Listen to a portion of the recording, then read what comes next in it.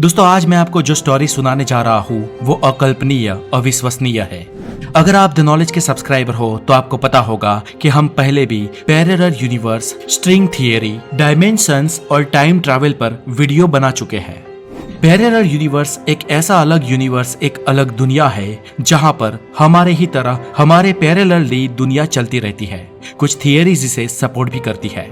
और दोस्तों आज हम जानेंगे ऐसे ही एक किस्से को जिसमें एक व्यक्ति दूसरी दुनिया से यानी कि पैरेलल यूनिवर्स से हमारी दुनिया में आ गया था। बात है सन 1954 की, जब एक व्यक्ति जापान के टोक्यो शहर में स्थित हैनेडा एयरपोर्ट पर उतरा। ये व्यक्ति अन्य यात्रियों की तरह ही अपने लगेज की वेट कर रहा था। कुछ समय बाद उसका लगेज भी आया और उसे वो ट्रॉली में लेकर एयरपोर्ट से बाहर जा रहा था। और बाहर जाने से पहले हर एक पैसेंजर को एयरपोर्ट के चेकिंग में से गुजरना होता है, इसलिए ये व्यक्ति भी एयरपोर्ट के चेकिंग काउंटर पर गया।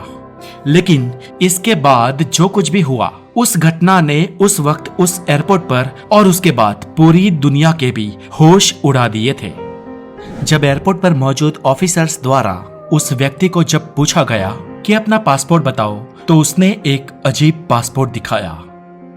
यह था तो पासपोर्ट ही, लेकिन लग रहा था थोड़ा अलग। उस व्यक्ति को पूछा कि आप कहां से हो, तब उसने कहा कि वो किसी टोरेड नाम के देश से बिलोंग करता है।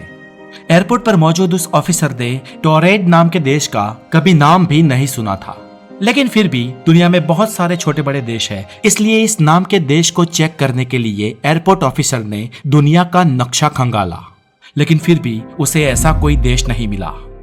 जब पासपोर्ट पर देखा गया तो पासपोर्ट भी उसी देश के नाम से इश्यू हुआ था, पर फिर भी क्यों पूरी पृथ्वी पर ऐसा कोई देश तो मौजूद ही नहीं है। और ये बात सोचकर फिर एयरपोर्ट ऑफिसर को उस शख्स पर शक हुआ।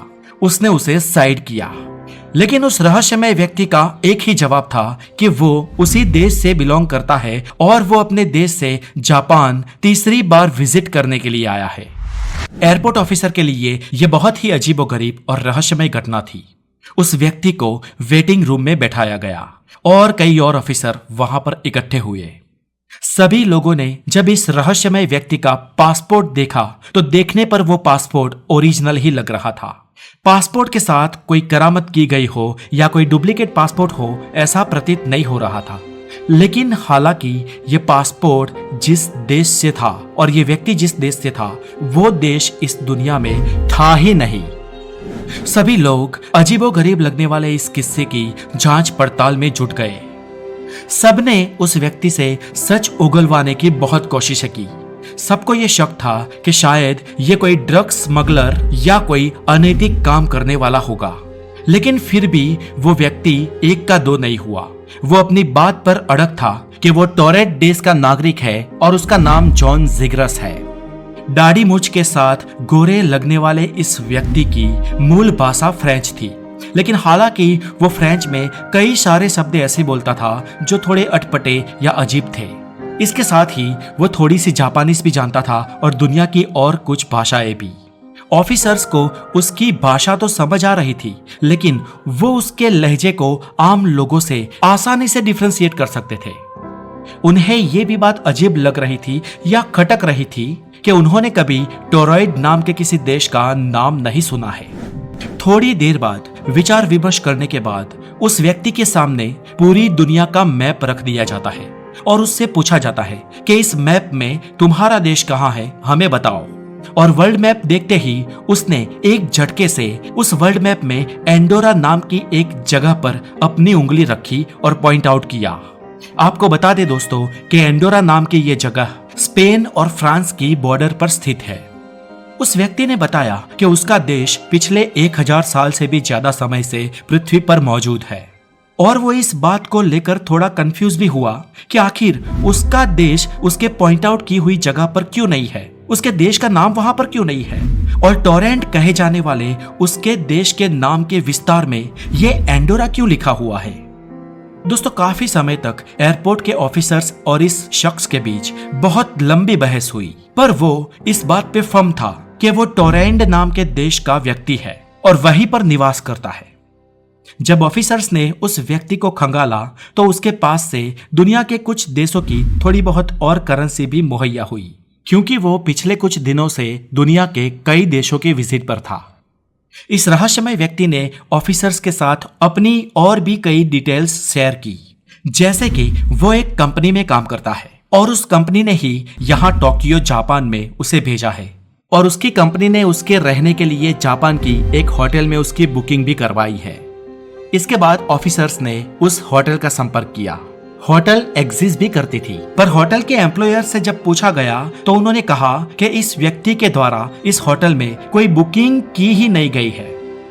इसके बाद एयरपोर्ट के ऑफिसर्स ने इस पर और ज्यादा इन्वेस्टिगेशन करने के लिए उसे कस्टडी में ले लिया।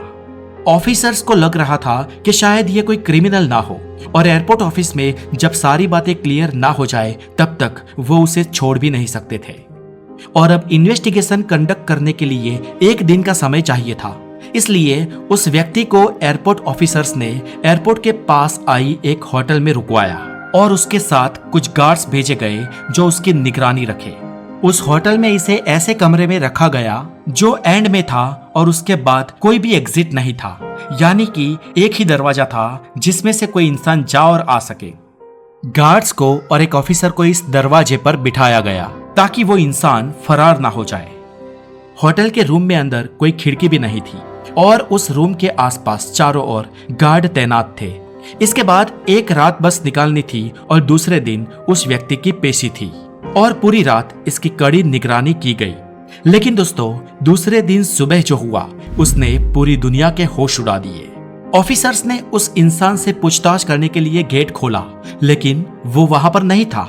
वो इंसान रातों रात कहीं गायब हो गया था और कहां गया था इसकी भनक तक किसी को नहीं हुई। दोस्तों, बात यहां पर नहीं रुकती है। उस इंसान के पास से एयरपोर्ट के ऑफिसर्स ने उसके डॉक्यूमेंट्स, उसके पासपोर्ट वगैरह ले लिए थे और उसे इंक्वायरी में पेश करने तक एक सेफ जगह पर रखा था। जब ऑफिसर्स ने वो ड्रॉअर खोला तो वहां पर उसके डॉक्यूमेंट्स भी नहीं थे।